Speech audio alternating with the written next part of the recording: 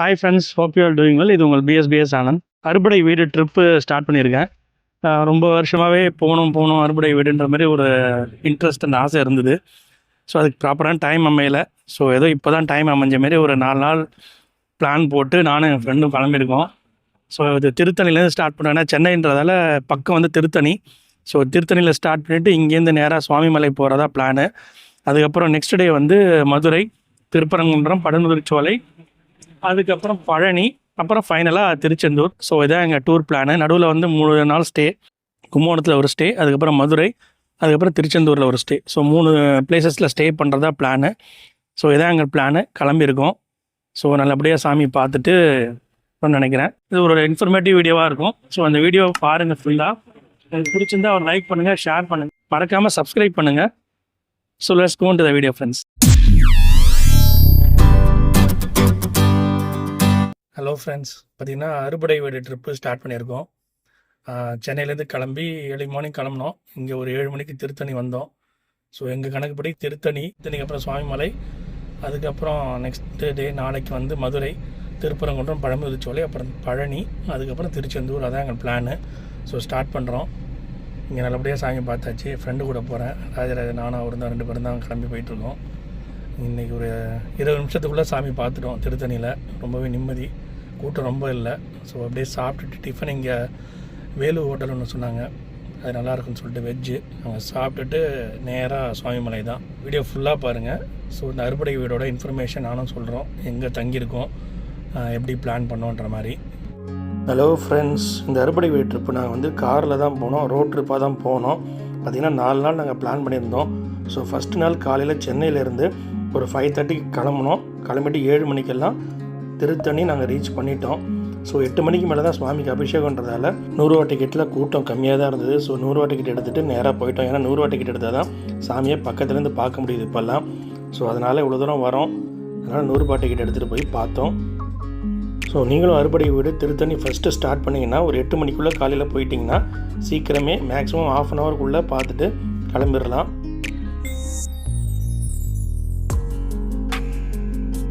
20 மினிட்ஸ்க்குள்ளே தரிசனம் பார்த்துட்டோம் 100 ரூபா டிக்கெட்டில். கூட்டம் இல்லை, காலையில் 7 மணிக்கே வந்ததால் சூப்பராக இருந்துச்சு.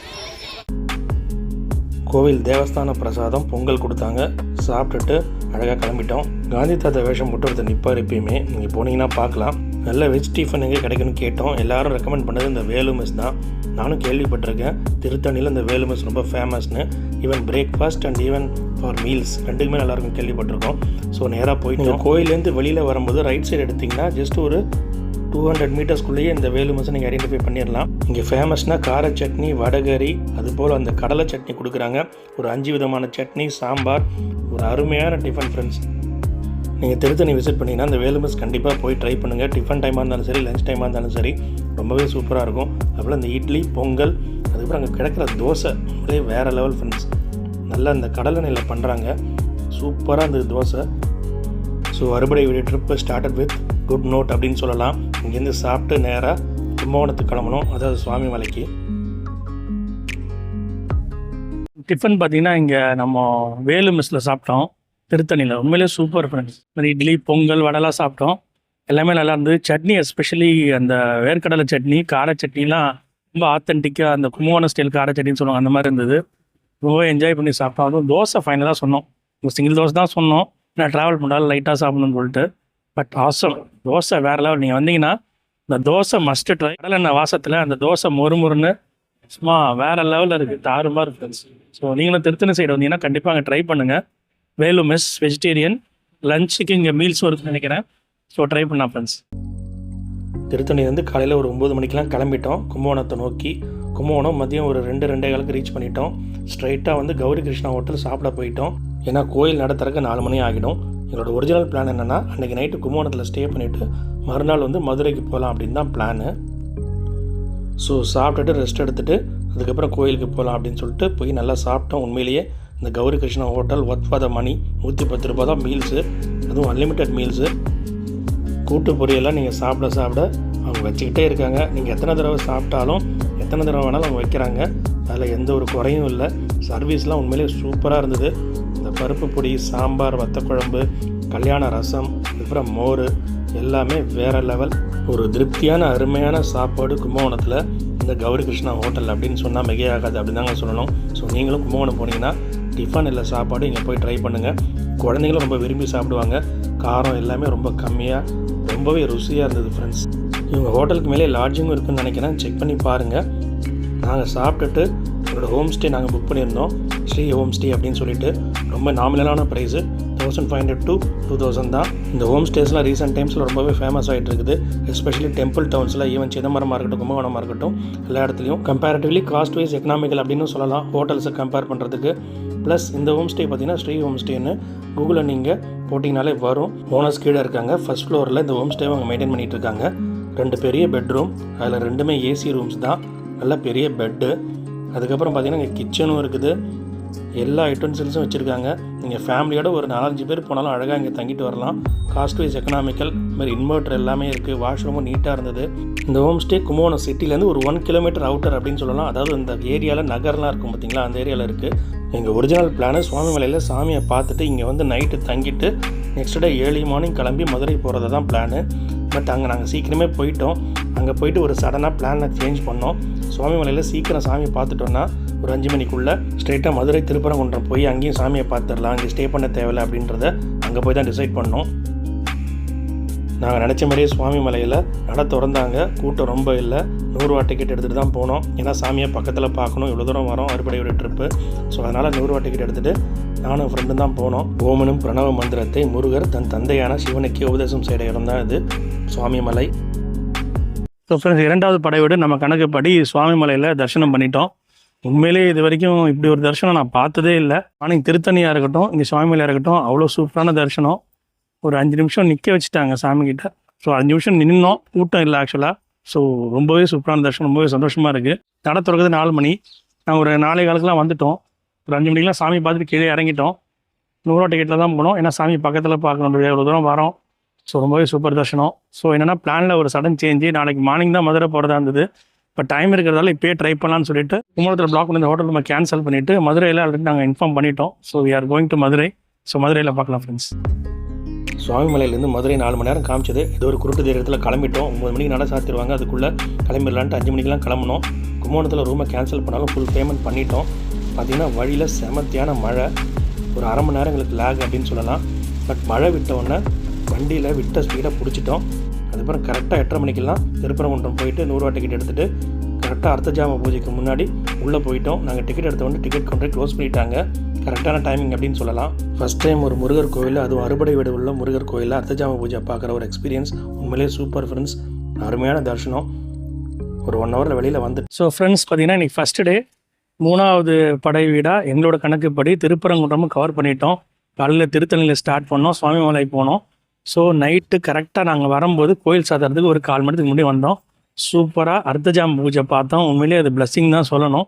ஏன்னா வழியில் அப்படி ஒரு மழை, 1 மணி நேரம் ரொம்பவே டிஃபிகல்ட்டியாக இருந்தது. உண்மையிலே நாங்கள் வந்துட்டு அந்த மழை இல்லைன்னா 8:15 ரீச் ஆகிருப்போம். But it was really a challenging phase அப்படின்னு தான் சொல்லணும். அதையும் தாண்டி வந்தோம். முருகர் தரிசனம் கிடைக்குமா கிடைக்காதான்றபடி சூப்பரான ஒரு தரிசனம் கொடுத்தாரு. உண்மையிலே ரொம்ப சாட்டிஸ்ஃபைட் அண்ட் ஹாப்பி. ஸோ நாளைக்கு காலையில் பழமுதிர்ச்சோலை, அதுக்கப்புறம் மதியம் பழனி, நெக்ஸ்ட்டு திருச்செந்தூர் போகிறோம் ஃப்ரெண்ட்ஸ். ஸோ வீடியோ கண்டினியூஸாக பாருங்கள். Hope you like it. மதியம் கௌரி கிருஷ்ணா ஹோட்டலில் கும்பகோணத்தில் சாப்பிட்டதோட சரி. அதுக்கப்புறம் ஒரு காஃபி கூட குடிக்க நிறுத்தலை. ஏன்னா டைமில் அதெல்லாம் ஸ்ட்ரைட்டாக வந்துட்டோம். ஸோ ஹோட்டலுக்கு போகிறதுக்கு முன்னாடி மதுரை இட்லி சாப்பிட்டே ஆகணும் அப்படின்னு சொல்லிட்டு வடக்கு மாசி வீதிக்கு போனோம். அருமையான இட்லி. மணி 11 ஆகிடுச்சு. சாப்பிட்டுட்டு அங்கே விஜய் ஹோட்டலில் ஒன்று புக் பண்ணியிருந்தோம் மதுரையில். ஆனால் என் ஃப்ரெண்டு போனதால் அந்த ஹோட்டல் ஓகே, மற்றபடி ஃபேமிலியோடு போகிறதுக்கு வேறு ஹோட்டல்ஸ் புக் பண்ணிக்கலாம்.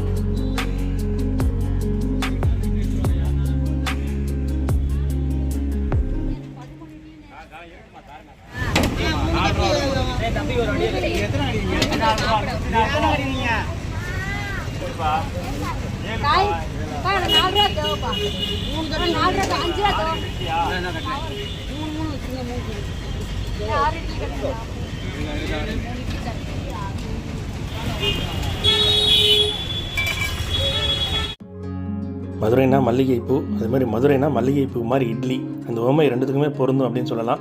ஸோ அருமையான ஒரு இட்லி, அருமையான தோசை, சாம்பார், சட்னி, செமத்தியான பசி, நல்லா சாப்பிட்டுட்டு ஹோட்டலுக்கு போய் தூங்கிட்டோம். நம்ம எந்த ஊருக்கு போனாலும் நமக்கு பிடிச்ச ஃப்ரெண்ட்ஸை பார்ப்போம், இல்லை பிடிச்சவங்க வீட்டுக்கு போவோம். அதுமாதிரி நான் மதுரைக்கு போனால் இந்த பிரேமவிலாஸ் ஸ்வீட்ஸ் எப்போ போனாலுமே நான் மிஸ் பண்ண மாட்டேன், கண்டிப்பாக அங்கே போயிடுவேன். ஸோ நானும் என் ஃப்ரெண்டும் போனோம். ஸோ வீட்டுக்கு கொஞ்சம் ஸ்நாக்ஸ் வாங்கிக்கிட்டோம். அதுபோல் இங்கே எத்தனை மணிக்கு போனாலும் சுட சுட அல்வா கிடைக்கும். அதுவும் நீங்கள் அங்கேயே வாங்கி சாப்பிட்ற அளவுக்கு அந்த இலையில வச்சு கொடுப்பாங்க. அது மெல்ட்டிங் இன் த மவுத் அந்த அளவுக்கு சொல்லலாம்.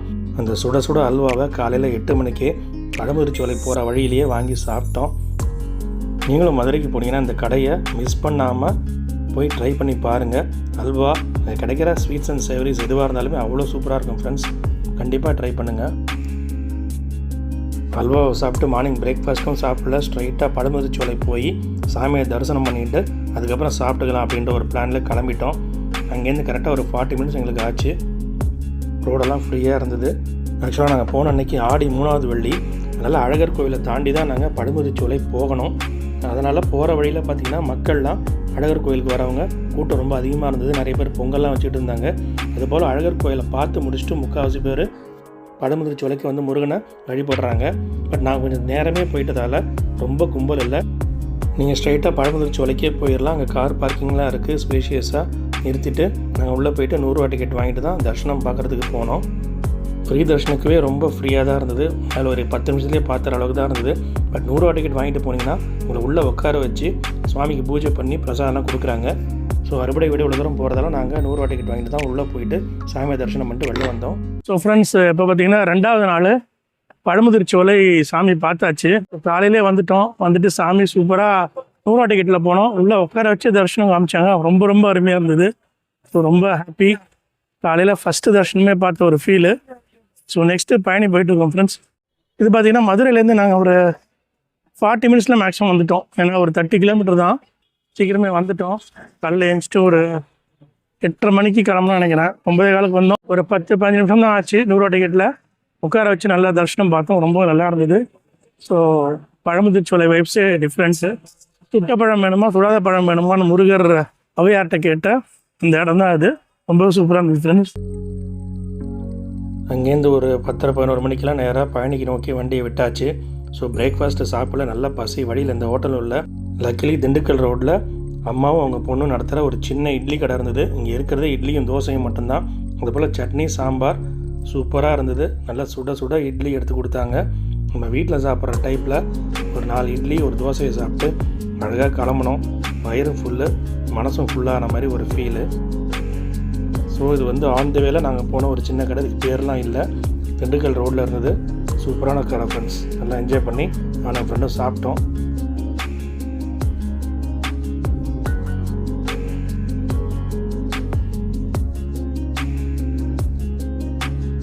பிரேக்ஃபாஸ்ட்டு லேட்டாக தான் சாப்பிட்டோம். அதனால் மதியம் லஞ்சு சாப்பிட்ற ஒரு ஐடியாவே இல்லை. ஸோ அதனால் பழம் கொஞ்சம் வாங்கிக்கிட்டோம். பயணிக்கு பழத்தோடு கிளம்பியாச்சு அப்படின்னு சொல்லலாம். பயணியில் மொபைல் அலௌடு இல்லை. ஸோ அதனால் மொபைல் எடுத்துகிட்டு போகல. பட் நடந்து தான் போனோம். ஒரு 2:33க்கு கிளம்பினோம். 4:35க்குள்ளே போயிட்டு 100 ருபீஸ் டிக்கெட்டில் சூப்பராக சாமி தரிசனம் பண்ணோம். ராஜ அலங்காரம் பார்க்கணுன்னு சொல்லிட்டு தான் ஈவினிங் பிளான் பண்ணி வந்தோம். ஸோ பொறுமையாக ஏறி நடந்து திருப்பியும் பொறுமையாக இறங்கி வந்தோம். வந்துட்டு நைட் ஆகிடுச்சு. இப்போ பார்த்திங்கன்னா ஆல்மோஸ்ட் 8:30 மணி. ஸோ இங்கேருந்து இப்போ நாங்கள் திருச்செந்தூர் போகிறோம். ஏன்னா இன்றைக்கி பௌர்ணமின்றதால அங்கே கொஞ்சம் ரஷ்ஷாக தான் இருக்கும். பட் ஹோட்டல் ரூம் புக் பண்ணிட்டோம் அங்கே ரமேஷ் ஐயர் ஹோட்டலில். ஸோ அதனால் டேரெக்டாக இங்கேருந்து எத்தனை மணி ஆனாலும் திருச்செந்தூர் போயிட்டு 7 மணிக்கு தரிசனம் பண்ணான்னு பிளானு. ஸோ வீடியோ கண்டினியூவாக பாருங்கள். மற்றபடி பயணியில் நல்லா வீடியோ பெருசாக எடுக்க முடியல. டெம்பரரியாக ஒரு ஹோட்டலில் தங்கியிருந்தோம், அவ்வளோதான். ஜஸ்ட் 3 hours ரெஸ்ட்டுக்காக. So all good. So continue our journey. Keep வாட்சிங் ஃப்ரெண்ட்ஸ். பயணியில் எங்களுக்கு இந்த பிரசாதம் கிடைச்சிது, புளியோதரையும் சக்கரை பொங்கலும். அதான் நாங்கள் நைட்டு சாப்பிட்டதுன்னு சொல்லலாம்.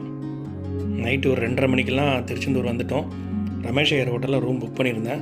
இங்கே வந்து ஏசி ரூமு 2200 rupees சார்ஜ் பண்ணுறாங்க. நான் ஒரு 1 week முன்னாடியே பிளாக் பண்ணிட்டேன், பேமெண்ட்டும் பண்ணிட்டேன். அதனால் பிளாக் பண்ணி வச்சுருந்தாங்க. அதுமாரி உள்ளே வரும்போதும் நைட் ஆகிட்டதால் போலீஸ் செக் பண்ணுறாங்க. ரூம் ரெசிப்ட் இருந்தால் தான் உள்ளே அலோவ் பண்ணுறாங்க காரை.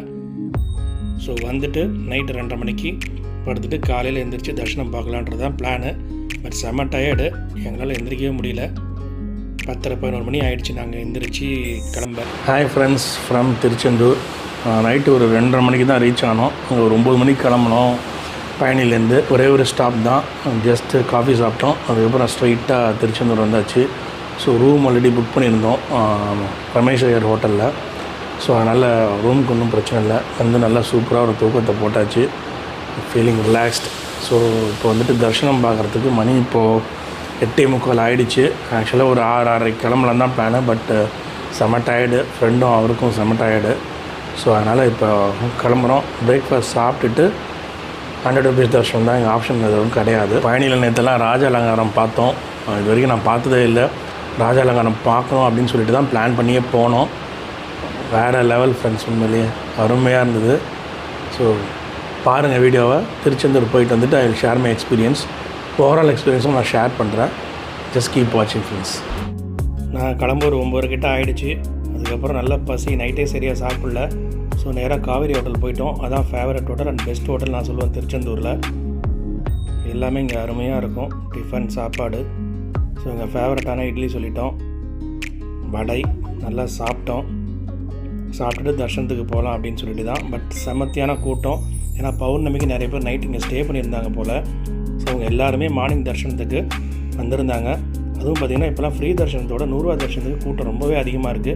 ஏன்னா 100 ரூபாயில் சீக்கிரம் போயிடலாம் அப்படின்னு சொல்லிட்டு எல்லாருமே 100 ரூபாய்க்கு தான் வராங்க. ஃப்ரீ தர்ஷனம் ஃப்ரீயாக இருந்தது.